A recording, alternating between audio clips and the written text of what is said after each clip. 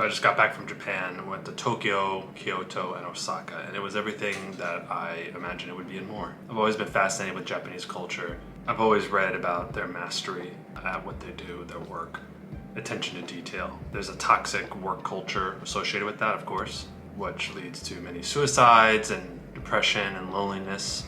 I did feel a little bit of that while I was there. There was a weight to the environment. I learned about the Japanese philosophy Seijuku, which is basically an energized calm. Being able to be productive and have high output without having the anxiety and the stress associated with that internally. Being able to have peace with still moving forward. I think this is way easier said than done, but I did feel that it was rooted in the way people worked and lived there. People really tried to not be bothersome.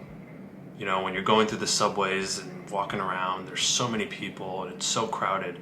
No one ever feels bothered. No one ever reacts outwardly in a manner that would make anyone uncomfortable. Everyone tries to really avoid conflict.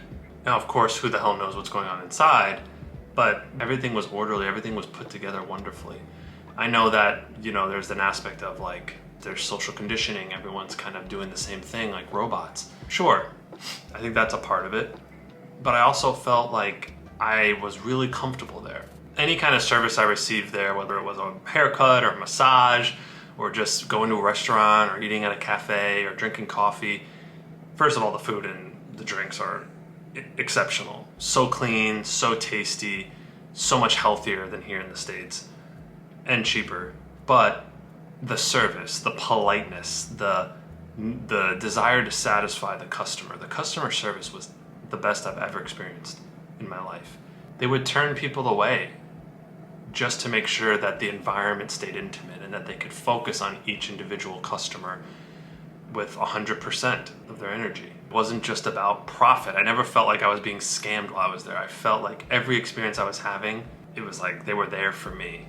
That's how it made me feel. Like they really cared about what I felt and what I was experiencing. And I haven't been able to forget that piece. I haven't been able to forget how much they cared, you know? Whether they really do or don't or whatever. This little mom and pop shop where we got this amazing breakfast watching this woman cook.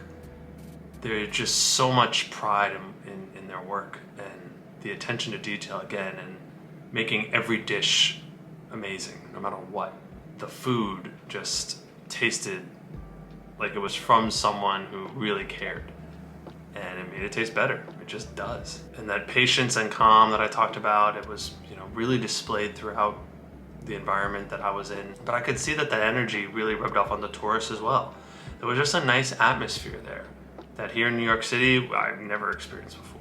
I highly recommend you go to Japan just to be able to experience this environment and experience the culture and experience the dedication to the craft. I'll be going back to Japan very soon. Okay, take care.